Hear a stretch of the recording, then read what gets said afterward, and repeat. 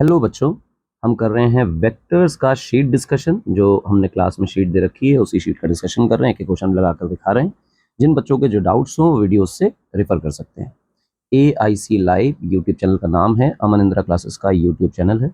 हम अब sheet discussion पे आ रहे हैं। 3 वीडियोस हम कर चुके हैं, 3 लेक्चर्स हो चुके हैं और बहुत सारे क्वेश्चन हम लगा चुके हैं। और एक्सरसाइज 2 के 18 क्वेश्चन शायद हो गए थे और 19 से हमें आगे बढ़ना था। तो हम 19 ऑनवर्ड्स आज क्वेश्चन लगाएंगे। देख लेते हैं, बहुत सारे क्वेश्चंस हो गए थे तो मैं इसी स्लाइड में आगे जा रहा हूँ, देखता हूँ कहाँ पे क्वेश्चन था।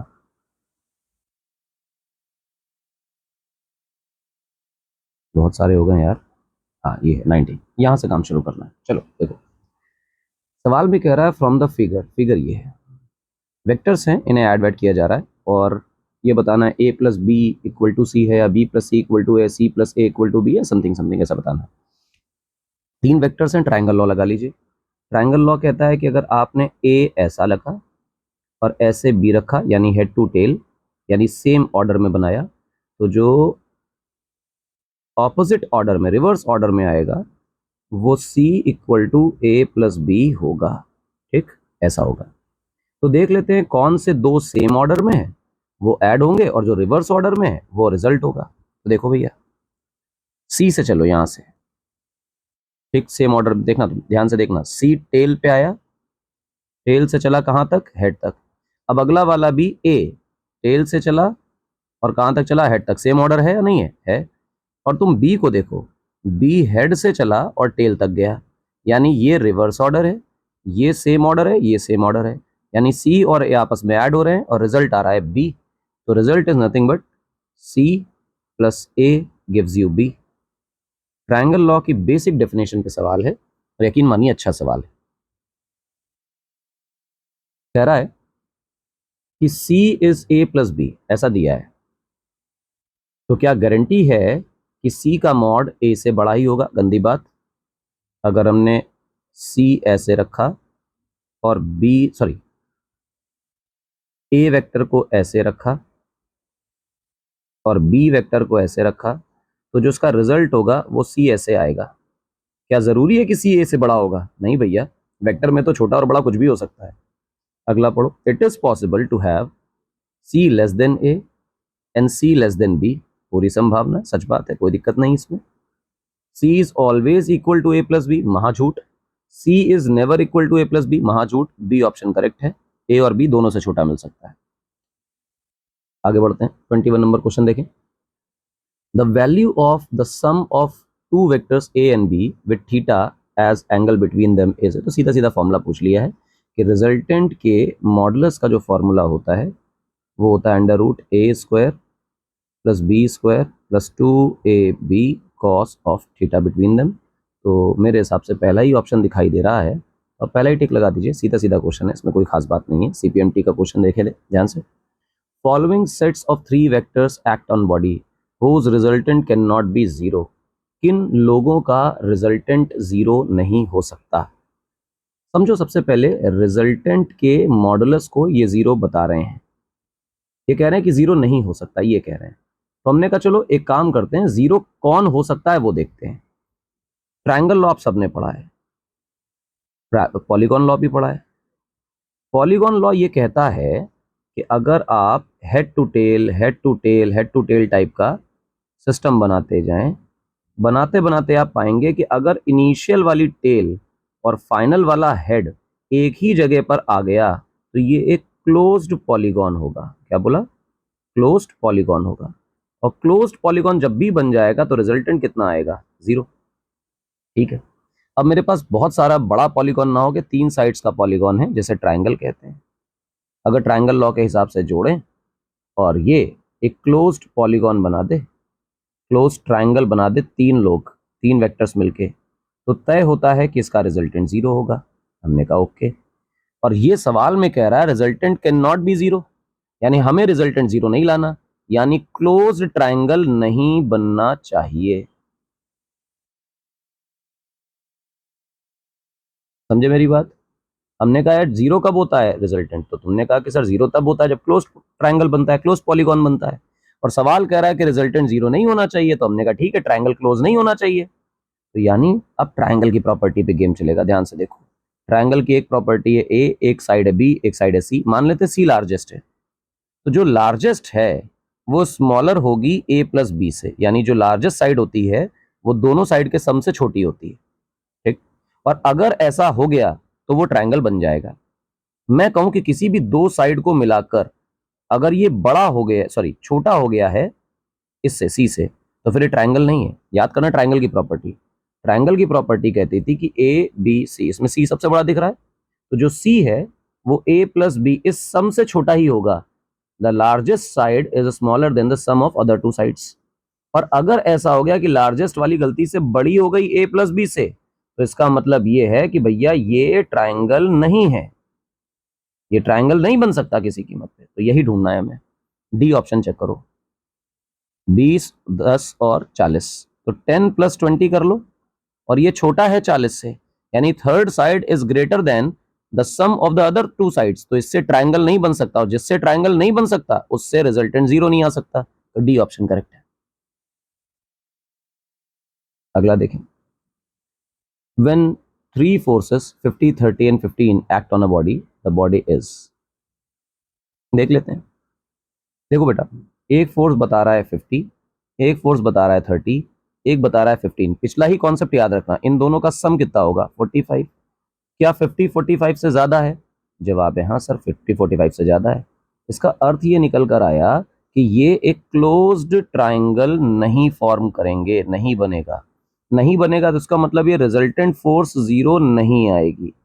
सर रिजल्टेंट फोर्स 0 नहीं आएगी, इसका मतलब ये है कि एफ नेट नॉन जीरो होगा। एफ नेट नॉन जीरो होगा तो एक्सेलरेशन नॉन जीरो होगा, और अगर एक्सेलरेशन नॉन जीरो है मतलब एक्सेलरेशन कुछ ना कुछ है, तो तय होता है कि एक्सेलरेशन होने पर पार्टिकल चलेगा जरूर, moving with an acceleration. D option correct है।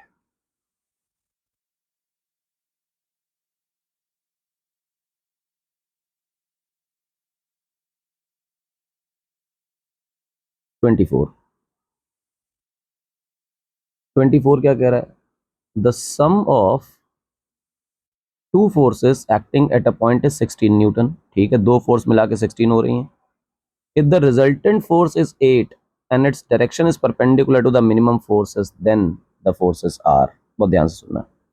कह रहा है तुम्हारे पास बेटे दो फोर्सेस हैं, एक को मान लेते हैं कुछ F1 और एक को मान लेते हैं कुछ F2।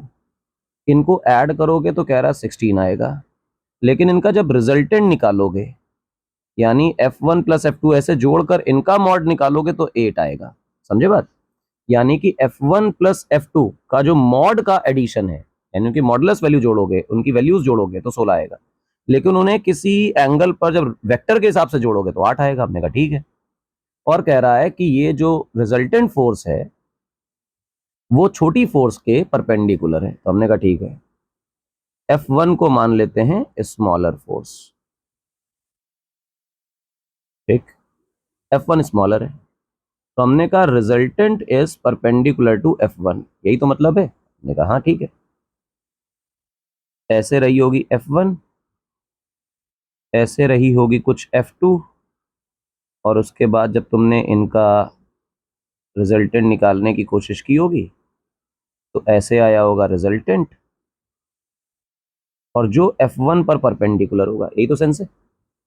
और F1 F2 के बीच का एंगल मान लेते हैं थीटा है, तो हमने कहा ठीक।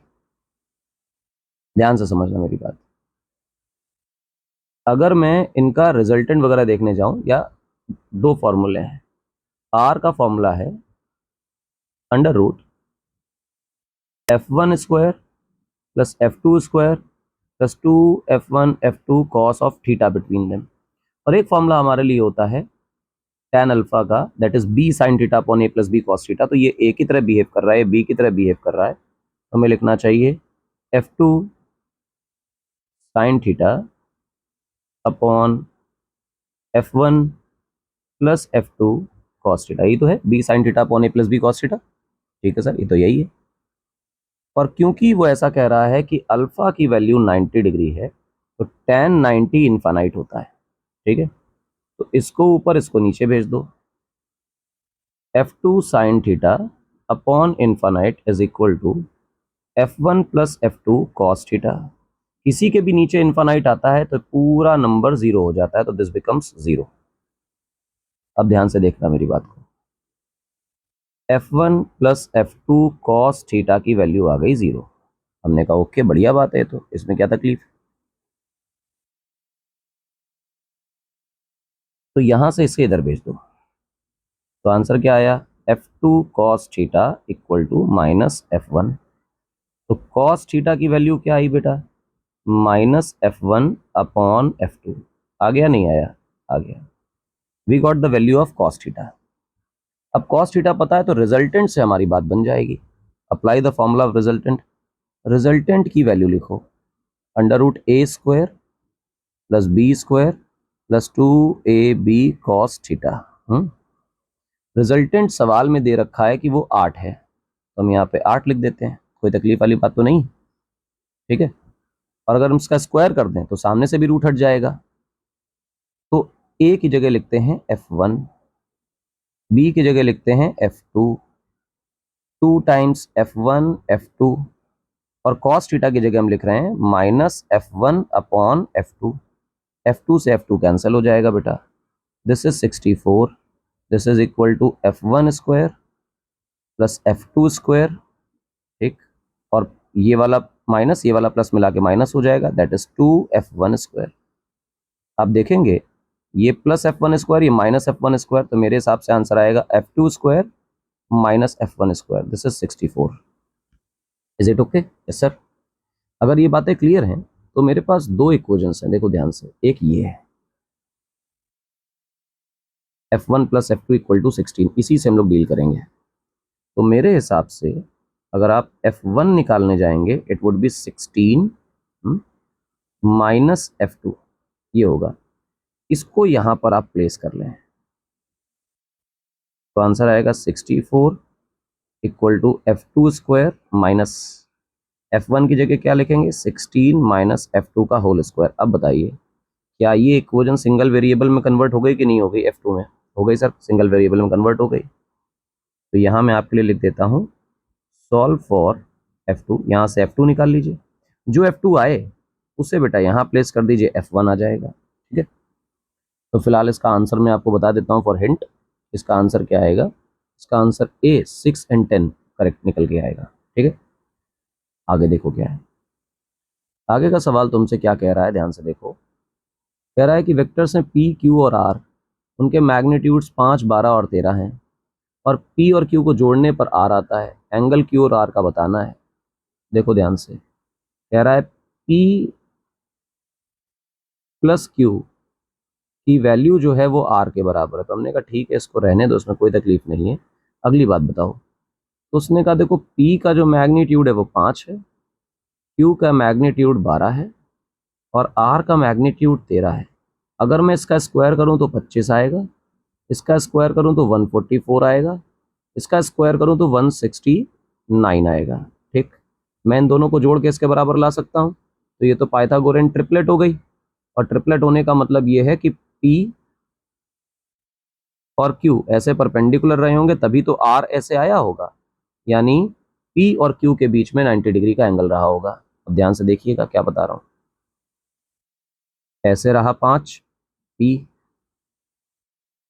और ऐसे रहा 12 यानी q, और ऐसे रहा ये 13 यानी r, ठीक। फिर ये आदमी कह रहा है कि Q और R के बीच का एंगल बताओ, Q और R के बीच का एंगल। हमने कहा ठीक है यार Q और R के बीच का एंगल भी निकाल लेते हैं। चलो देखो कैसे निकलेगा, ध्यान से देखना। मैं इस वाली साइड को आगे ले जाता हूँ, ध्यान से देखो। Q और R के बीच का एंगल समझना क्या होगा, एक बात देखना। मैं डुप्लीकेट कर लूँ इसे, फिर आगे ले जाता हूँ, ठीक है। ये अब मैं इससे, ये R दिखाई दे रहा है, इस R को मैं इसके पैरेलल कहीं भी शिफ्ट कर सकता हूँ। जब मैं Q पर ऐसे शिफ्ट करूंगा यहाँ पर, तो देखो ये R वेक्टर है और ये वाला Q वेक्टर है, इन्हें हमने आज टेल टू टेल मिला लिया है।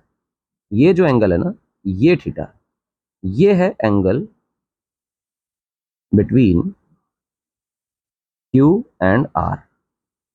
पहले पढ़ा है क्या है ये, जब भी एंगल निकालना होता है ना तो हम लोग कोशिश करते हैं कि टेल टू टेल मिला लें दो लोगों को, और जिनके बीच एंगल निकालना है उन्हें टेल टू टेल रखें। तो ये थीटा है। अब ये कैसे निकलेगा? ध्यान से देखने वाली बात कि ये एंगल भी थीटा ही होगा। कहोगे कैसे थीटा होगा? ऑल्टरनेट दिखाई दे रहे हैं। हाँ सर, ऑल्टरनेट तो दिखाई दे रहे हैं, और ये एंगल 90 है हमने कहा। तो जरा कॉस थीटा लिखो। कॉस थीटा का मतलब बेस अपॉन हाइपोटेन्यूज, यानी 12/13। तो थीटा की वैल्यू क्या आएगी? Cos inverse 12/13। कॉस इनवर्स 12/13, यानी सी ऑप्शन करेक्ट है। आगे बढ़ जाइए, अगले सवाल पे आइए। अगला सवाल क्या कह रहा है? The resultant of two vectors A and B is perpendicular to the vector A and its magnitude is equal to half of the magnitude of vector B. The angle between A and B is, ध्यान से सुनना, कह रहा है कि resultant ए और B का ए के परपेंडिकुलर है, यानी कुछ ऐसा रहा होगा ए, कुछ इधर कहीं रहा होगा बी, और ऐसे रहा होगा आर, और आर जो है वो ए के परपेंडिकुलर है। सवाल में ऐसा साफ साफ लिख कर दे रहा है। यही तो मतलब है। हाँ, यही मतलब है। और कह रहा है कि जो रिजल्टेंट है इसका जो मैग्नीट्यूड है वो बी वेक्टर के मैग्नीट्यूड का आधा है। तो हमने कहा ओके। फिर ये कह रहा है कि ए और बी के बीच का एंगल क्या है? ए और बी के बीच का एंगल का मतलब हुआ ये पूरा एंगल, ये। तो मैं इसे कुछ कह देता हूँ फाई। ठीक है, तो मुझे फाई निकालना है बेसिकली। तो हमने कहा ओके, इसे थीटा ना बोल के इसे अल्फा बोल देते हैं तो बेहतर लगेगा। मुझे ये फाई निकालना है। कैसे निकाला जाए? चलो भाई निकालते हैं। ए का तो मैग्नीट्यूड इन्होंने दिया नहीं, तो जब भी कभी ये रिजल्टेंट और ए के बीच का एंगल दे देना तो दिमाग में रखना कि tan अल्फा वाला फॉर्मूले से सवाल जनरली जल्दी हो जाता है। tan alpha equal to formula याद करो, B sine theta upon A plus B cos theta. ठीक है, यहाँ लिखो tan 90। तो हमने कहा ओके tan 90। ये आया बी साइन थीटा, थीटा को हमने फाई माना है तो फाई लिख लो, ए प्लस बी कॉस फाई। हमने कहा ओके। अब मुझे ये बताओ tan 90 कितना होता है? ये तो होता है बेटा इन्फानाइट। क्रॉस मल्टीप्लाई करा लो, a plus B cos phi equal to B sine phi upon infinite. ये टर्म तो जीरो हो गया। ये टर्म जीरो होने के बाद तुम्हें पता चलेगा कि a plus B cos phi की जो वैल्यू है वो जीरो है, यानी जो कॉस फाई है वो -a/b है। सबसे पहले तो यार निकालो कॉस फाई की वैल्यू क्या है, क्योंकि जब कॉस फाई की वैल्यू पता होगी ना तो कॉस फाई की वैल्यू से फिर तुम रिजल्टेंट वाले फॉर्मूले पर जा सकते हो। समझे मेरी बात? ठीक है, अच्छी बात है। आइए अब हम लोग रिजल्टेंट का फॉर्मूला लगाते हैं। रिजल्टेंट का स्क्वायर इक्वल टू ए का स्क्वायर प्लस बी का square plus 2ab cos theta.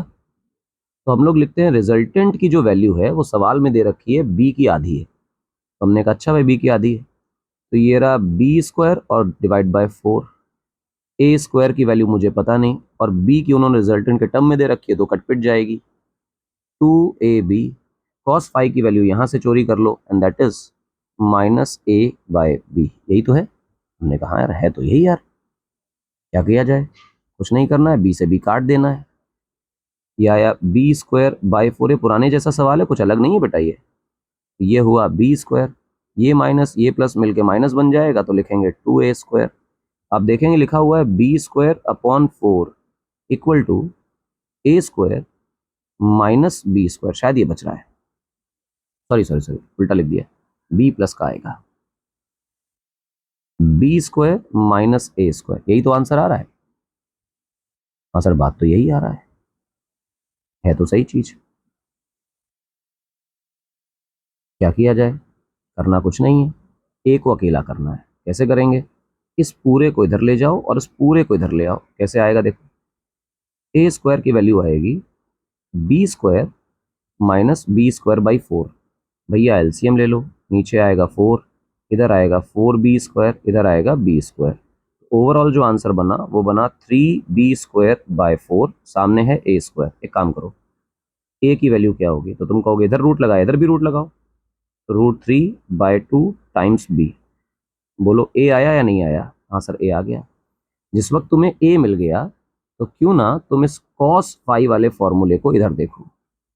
इस cos फाई में -1/b अलग कर लो और ए की ये वैल्यू रिप्लेस कर दो। क्या लिखोगे?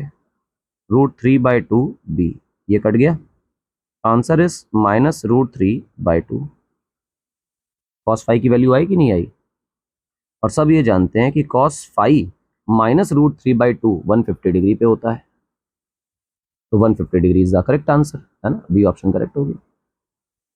तो ये दो, जब भी कभी वो अल्फा वाला सवाल आए ना, कहने का अर्थ ये है कि जब भी कभी अल्फा का सवाल दे दे, रिजल्टेंट का एंगल दे दे, तो फिर ये दो फॉर्मूला, ये और ये, इन दोनों का मिला जुला इस्तेमाल हर सवाल में रहता है। इस बात को दिमाग में रखो। अल्फा देते ही ये दो इक्वेशंस आपको लिख लेनी है, वैल्यू प्लेस करके साइमल्टेनियस सॉल्व कर लेना, आपका आंसर आ जाएगा। डोंट वरी अबाउट इट, मुश्किल नहीं है। अगला देखो, what vector must be added to the two vectors this and this so that the resultant may be a unit vector along x axis। अच्छा भाई,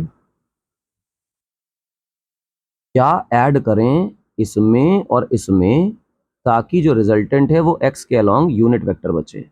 सबसे पहले तुम ये पूछो कि यूनिट वेक्टर अलोंग x होता क्या है, तो तुम कहोगे कुछ नहीं होता सर, आई कैप होता है। हमने कहा पहला वेक्टर कौन सा है, तुमने कहा ये वाला है। दूसरा वेक्टर कौन सा है, हमने कहा ये वाला है। इन दोनों को जोड़ के लाना क्या है, यूनिट वेक्टर। नहीं आ रहा होगा तभी तो कह रहा है कि कुछ और जोड़ना है। हमने कहा ठीक है, कुछ और जोड़ लेते हैं। क्या जोड़ेंगे? हम कहेंगे let the vector R is required. जिस वेक्टर की रिक्वायरमेंट है उसको आर बोल रहे हैं। तो इसका मतलब जो गिवन पहला वेक्टर है और दूसरा वेक्टर है, इनको आर में जोड़ देना चाहिए, तभी आई कैप आएगा। तो हमने कहा पहला वेक्टर कौन है, I cap -2j cap +2k cap. दूसरा वेक्टर कौन है, 2i cap +j cap -k cap. और इन सब में ऐड क्या करना है, आर वेक्टर। इससे लाना क्या है, आई कैप। समझे क्या किया भैया? तीन वेक्टर को जोड़ना था, रिजल्टेंट आई आना चाहिए, जैसा उसने बोला इंग्लिश में वैसा हमने लिखा मैथ में। BHU का सवाल है, कूड़ा घटिया। अब जोड़ो, आई से आई जुड़ेगा तो क्या बनेगा बेटा, 3i कैप। तो जोड़ो, जे से जे +- -j कैप। तो जोड़ो, के से के यार +- k कैप। और क्या जुड़ रहा है बेटा यहाँ पे, आर। सामने क्या है बेटा, आई कैप। आर को अकेला कर लो, आई कैप ये राइट में था ही, माइनस में ब्रैकेट में लिखो, 3i cap -j cap +k cap. Bracket खोल लो, I cap -3i cap minus minus +j cap -k cap. Sir -2i cap +j cap -k cap. कहीं ऑप्शन है -2i cap +j cap -k cap? अरे sir B option, BHU। अरे देखो बनारस, और B for Banaras correct option. 27 question हो गए भैया। अगला पढ़ो, what is the angle between P and the resultant of P and Q? हमने कहा अच्छा, P + Q and P - Q। आइए सवाल की लैंग्वेज को ध्यान से पढ़ना। कह रहा है what is the angle between P, यानी P का एंगल नापना है। किससे? किससे का जवाब है, किसका रिजल्टेंट, P + Q और P - Q का रिजल्टेंट। यानी जो दो वेक्टर तुम्हें जोड़ने हैं वो P + Q और P - Q होने चाहिए। इनका जो रिजल्टेंट आएगा उससे P का एंगल नापना है। हमने कहा चलो देखते हैं। सबसे पहले तो P + Q और प्लस P - Q, ये जो दो वेक्टर्स तुम्हारे पास हैं इनका रिजल्टेंट निकाल लो। तो ब्रैकेट ब्रैकेट खोलोगे, कट जाएगा ये। Answer is 2p। भैया 2p का मतलब है p से डबल, लेकिन है तो ये अलोंग p ही। हमने कहा हाँ सर, डायरेक्शन तो p की है, 2 से मल्टीप्लाई होने का मतलब मैग्नीट्यूड बड़ा है ना? जब भी 2 से मल्टीप्लाई होगा तो सिर्फ मैग्नीट्यूड ही तो बढ़ेगा, डायरेक्शन तो p की रहेगी। और p की डायरेक्शन से p का ही एंगल बोल रहा है, p की डायरेक्शन थी और p का ही एंगल बोल रहा है, थीटा की वैल्यू 0 आ गई यार, एंगल तो 0 ही होगा। नहीं आया? बिल्कुल आया। आइए, resultant of P and Q, जो भी रिजल्टेंट P और Q का आ रहा है वो P पर परपेंडिकुलर है, what is the angle between P and Q, क्या एंगल होगा। तो हमने कहा देखो एक बात समझो, ये है पी, कुछ ऐसे रहा था क्यू, और रिजल्टेंट जो था आर वो था पी के परपेंडिकुलर 90 डिग्री, जिसे अल्फा बोल रहे थे। और हमें एंगल निकालना है पी और क्यू के बीच का, मतलब ये निकालना है जिसे हम फाई बोल रहे हैं। एक काम करो, याद करो tan अल्फा को, जिसको हम लिखते थे B sine theta upon A plus B cos theta. इस फॉर्मूला में अल्फा की जगह बेटा 90 डिग्री दिया है, बी की जगह क्यू दिया है, क्योंकि ए वो होता था जहां से एंगल नापा जाता था, ठीक है ना, 90 जहां से दिया होता था। तो Q sine phi upon P plus Q cos phi. tan 90 तो इन्फानाइट होता है, क्रॉस मल्टीप्लाई करा लो, तो p plus Q cos phi की वैल्यू q साइन फाई, ठीक है ना, अपॉन इन्फानाइट होगी, ये वैल्यू तो जीरो हो जाएगी। तो कॉस थीटा की वैल्यू बनेगी माइनस पी बाई क्यू, जिससे थीटा की जो वैल्यू बनेगी वो होगी cos inverse minus P by Q. तो cos inverse minus P by Q, B for Banaras the correct option. ठीक, आगे आइए। Maximum and minimum magnitudes of resultant of two vectors of magnitude p and q are in ratio 3 and 1. Which of the following is true?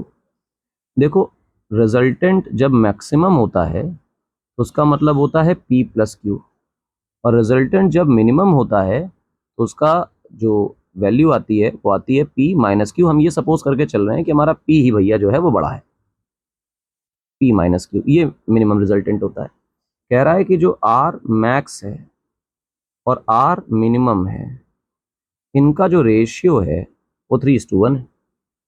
इसका अर्थ है कि p plus Q divided by p minus Q की value 3/1 होनी चाहिए। हमने कहा ठीक है, क्रॉस मल्टीप्लाई करा लो। तो क्रॉस मल्टीप्लाई कैसे कराते हो, 1 को इधर ऊपर भेजोगे और p माइनस क्यू को इधर ऊपर भेजोगे, तो ये बचेगा p plus Q whole multiplied by 1, 3 multiplied by p minus Q. खोल लीजिए इसे, ये तो p प्लस क्यू ही रहा, ये है 3p माइनस 3q। समझे मेरी बात, जी हाँ।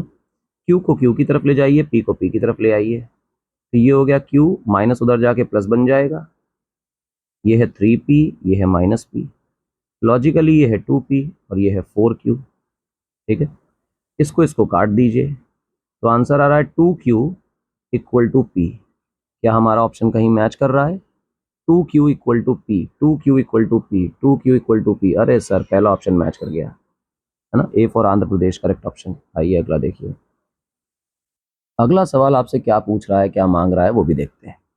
कह रहा है रिजल्टेंट है दो वेक्टर्स का p और q, जिसका रिजल्टेंट आ रहा है r।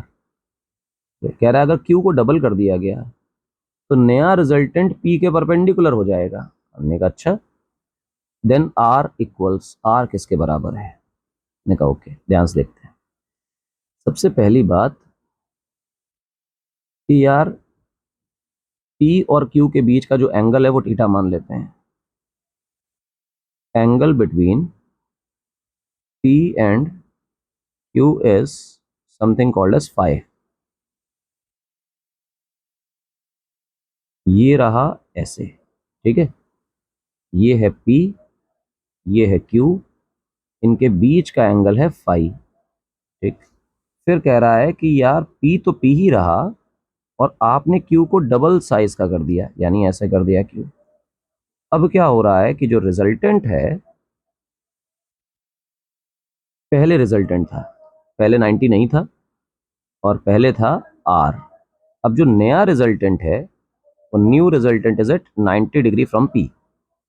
ठीक, हमने कहा ओके बढ़िया बात है। तो अब ये q ना होके क्या हो गया 2q, क्योंकि q को डबल किया गया है। अब हमें इस पुराने वाले रिजल्टेंट की वैल्यू बतानी है। हमने कहा ओके, पहले नए वाले केस से समझो। अच्छा एक बात ध्यान देना कि p और q के बीच जो एंगल फाई था इसमें कोई चेंज नहीं आया, क्योंकि सिर्फ वैल्यू डबल की गई है तो कोई फर्क नहीं पड़ा है। ध्यान से समझो, यहां से मैं इसको लिखता हूं tan 90 equal to b sine theta upon a plus b cos theta. b की जगह 2q आएगा, this is b, this is a, समझे? cos phi, sorry sin phi, sin phi upon p plus 2q cos phi, ये है। tan 90 infinite होता है, तो हम लोग लिखेंगे p plus 2q cos phi equal to 2q sin phi upon infinite, और ये हो जाएगा 0। तो लिखा जाएगा p plus 2q cos phi equal to 0। ठीक है मेरी बात? जवाब है हाँ। तो यहाँ से जो cos phi की वैल्यू आएगी वो आएगी माइनस p अपॉन 2q। तो आपने cos phi की वैल्यू निकाल ली। अब अपने पुराने केस में आइए, क्योंकि यहाँ का रिजल्टेंट और यहाँ का रिजल्टेंट सेम नहीं है। दूसरा वाला परपेंडिकुलर हो गया, वो अलग, उसकी वैल्यू नहीं चाहिए हमें, cos phi आ गया। अब यहाँ पर अगर हम रिजल्टेंट की वैल्यू लिखने जाएंगे तो आएगा under root P square plus Q square plus 2pq cos of phi. तो हमने कहा काम करो, p को p रहने दो, q को q रहने दो, 2pq, और cos फाई की वैल्यू है minus p by 2q। q से q कैंसिल कर दो, 2 से 2 कैंसिल कर दो, तो मेरे पास आंसर आएगा P square plus Q square, ये वाला माइनस ये वाला प्लस मिला के माइनस हो जाएगा और बचेगा पी स्क्वायर। पी स्क्वायर से पी स्क्वायर कैंसिल हो जाएगा, यहाँ बचेगा क्यू स्क्वायर का रूट यानी कि क्यू। बेसिकली जो हमारा रिजल्टेंट है वो क्यू के बराबर है। C correct option. सवाल अच्छा था, ये वाला आसान नहीं था। ठीक है, आसानी से देखें, बढ़िया सवाल है। दो फोर्सेस हैं F1 और F2, वो किसी बॉडी पर काम कर रही हैं। One force is double that of the other force and the resultant is equal to greater force. हमने कहा okay, then the angle between the two forces is. अब ध्यान से समझना, सवाल को दोबारा एक बार रीड करना अच्छी तरह। कह रहा है कि F1 F2 एक बॉडी पर काम कर रही हैं, एक फोर्स दूसरे की डबल है, यानी F1 F2 की डबल है या F2 F1 की डबल है, ऐसा कुछ है। रिजल्टेंट जो है वो बड़ी वाली फोर्स के बराबर है, जिसे भी तुम बड़ा मान लो, F1 को बड़ा मान लो, रिजल्टेंट की जो मैग्नीट्यूड है वो F1 के बराबर है। Then the angle between the two forces is. अब समझना, कह रहा है कि एक कुछ है जिसे F1 कह रहे हैं और कोई एक फोर्स है जिसे F2 कह रहे हैं। हमने कहा ओके बढ़िया, इसमें क्या दिक्कत है। और ये कहा जा रहा है कि F1 जो है वो 2F2 के बराबर है, यानी F1 बड़ी फोर्स है, डबल है ना, इससे कुछ ना कुछ रिजल्टेंट आ रहा होगा, और जो रिजल्टेंट आ रहा है वो खुद भी F1 के बराबर है। हमने कहा ओके। फिर ये कह रहा था कि इन दोनों फोर्सेस के बीच का जो एंगल फाई है ये निकाल के बताओ। तो बहुत आसान है, रिजल्टेंट का स्क्वायर का मतलब होगा F1 का स्क्वायर प्लस F2 का square plus 2F1 F2 cos of phi. दोनों के बीच का एंगल चाहिए हमें। आर की वैल्यू भी बड़ी वाली फोर्स के बराबर है, F1 तो हमारे हिसाब से F1 है ही। अब यहां से अगर तुम F2 निकालने जाओगे तो मेरी समझ में F1/2 आएगा। F2 की जगह लिखोगे F1/2 whole square plus 2F1 रहा, और F2 की जगह लिखोगे F1/2 और यहाँ लिखोगे cos फाई। देखो बेटा 2 से 2 कैंसिल हो रहा है ना। यहाँ लिखा गया F1 स्क्वायर, यहाँ लिखा गया F1 स्क्वायर, यहाँ लिखा गया F1 स्क्वायर बाय 4, और यहाँ लिखा गया फिर से F1 स्क्वायर, और यहाँ आया cos फाई। इन तीनों लोगों से मेरी समझ में F1 स्क्वायर कॉमन ले लोगे तो पहले टर्म में 1, फिर 1/4, और फिर बचेगा बेटे cos फाई। सामने F1 स्क्वायर लिखा ही था, काटोगे तो यहाँ 1 आएगा, तो आपके लिए 1 equal to 1 plus 1/4 plus cos phi है। 1 प्लस 1/4 एलसीएम ले लो तो 5/4 cos फाई हो जाएगा। तो ऐसा लगा कि जैसे क्रॉस मल्टीप्लाई करके लिखो तो 4/5 की वैल्यू cos फाई आ रही। अरे हाँ, ये तो आ रहा है यार, कहीं कोई कैलकुलेशन एरर हुआ है।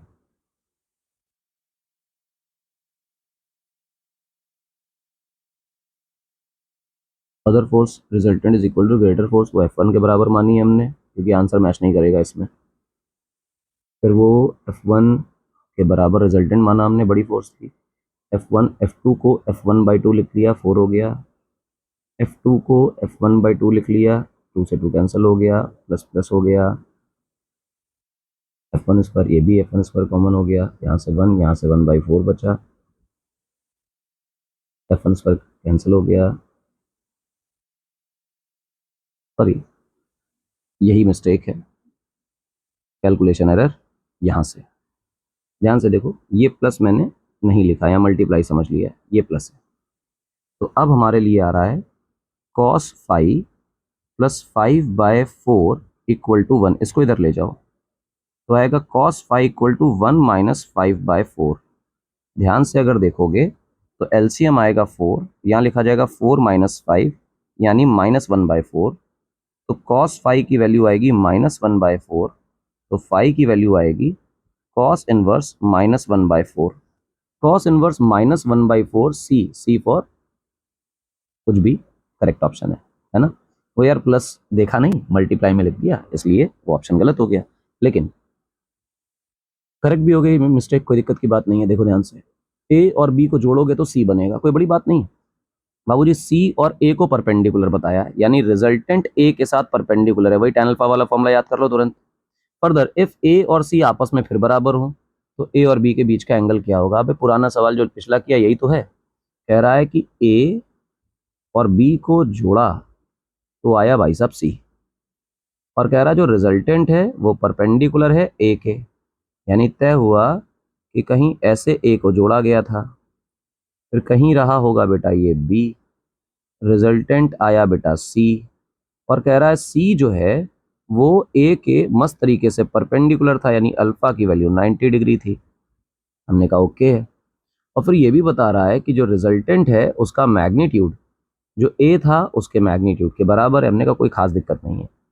फिर कह रहा है ए और बी के बीच का एंगल बताओ। ए और बी के बीच का एंगल बताने का मतलब ये फाई बताना। तो हमने कहा ठीक है, फाई बताने में क्या है, देख लेते हैं। क्योंकि अल्फा दिया हुआ है तो tan अल्फा वाले से ही अप्रोच हम लोग करेंगे। लिखेंगे tan alpha equal to B sine theta upon A plus B cos theta.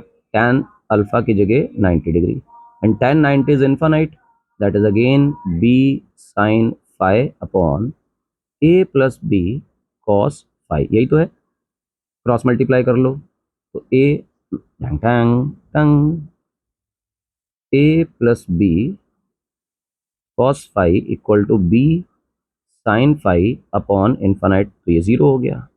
तो मेरे हिसाब से कॉस फाई की वैल्यू, ये मल्टीपल टाइम्स रिपीट हो चुका है, मैं स्पीड में करना चाहिए इसे, है ना। मैं फिर भी स्पीड में नहीं कर रहा हूँ कि आप लोग इसको फास्ट फॉरवर्ड करके खुद देख सकते हैं, लेकिन अगर किसी को तेज ना समझ आए तो वो स्लो देखे।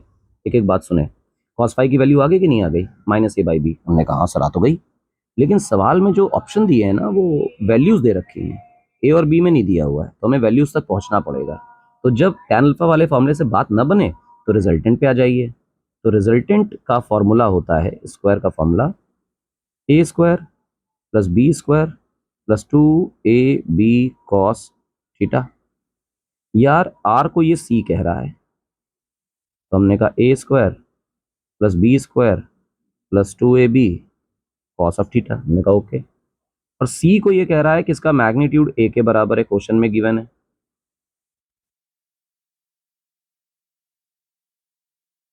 और कॉस फाई जो है तुम्हारे लिए, ये फाई है ना, कॉस फाई की वैल्यू -a/b के बराबर है। हमने b से b को मार दिया, ये वाला ये माइनस प्लस मिलके माइनस ही बन जाएंगे।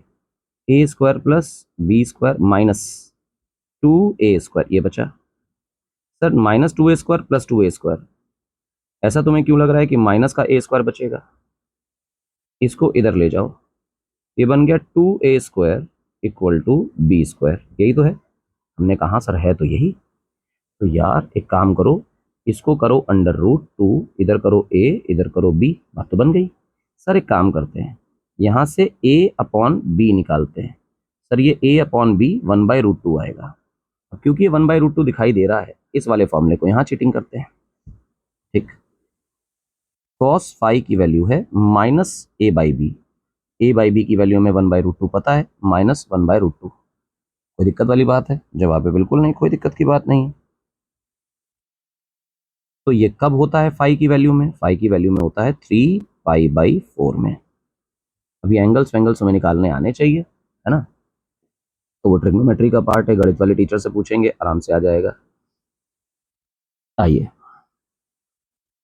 A body at rest under the action of three forces. देखो, बॉडी को कह रहा है कि जो बॉडी है वो रेस्ट पर है। रेस्ट पर होने का मतलब उसकी वेलोसिटी जीरो है, साथ में एक्सेलरेशन भी जीरो है। कारण ये है कि अगर वेलोसिटी जीरो थी और एक्सेलरेशन था तो फिर वेलोसिटी बदलेगी और जीरो थोड़ी रह जाएगी, बदल जाएगी। क्योंकि बदल नहीं रही है, वो रेस्ट पर ही है, तो इसका मतलब एक्सेलरेशन जीरो है। इसका मतलब ये है कि नेट फोर्स भी भैया क्या रही होगी, जीरो, तभी तो एक्सेलरेशन जीरो रहा होगा। और वो कह रहा है तीन फोर्सेस काम कर रही हैं एक बॉडी पे, ये F1, F2, F3, तीन फोर्सेस काम कर रही हैं। और अगर नेट फोर्स जीरो है तो इसका मतलब जब इन्हें वेक्टर के अकॉर्डिंग जोड़ेंगे, मॉडुलस नहीं, मॉड वैल्यू नहीं, इन तीनों को जोड़ेंगे तो टोटल आंसर कितना आएगा, जीरो। क्लियर है मेरी बात? सही बात है। कह रहा है दो फोर्सेस दिए, तीसरी बताओ। इसने कहा है कि F1 की वैल्यू है 4i कैप, F2 की वैल्यू है 6j कैप। तो हमने कहा यार इसी वाली इक्वेशन को जो ऊपर लिखी है इसको यहाँ लिख लेते हैं। F1 की वैल्यू डाल देते हैं 4i कैप, F2 की वैल्यू डाल देते हैं 6j कैप, F3 की वैल्यू मुझे पता नहीं है, और ये सब आ रहा है ज़ीरो। तो F3 की वैल्यू कितनी आएगी, -4i कैप, और क्या आएगी, -6j कैप। देखो, डी फॉर डब्बा is the correct option. 35 question पे आते हैं।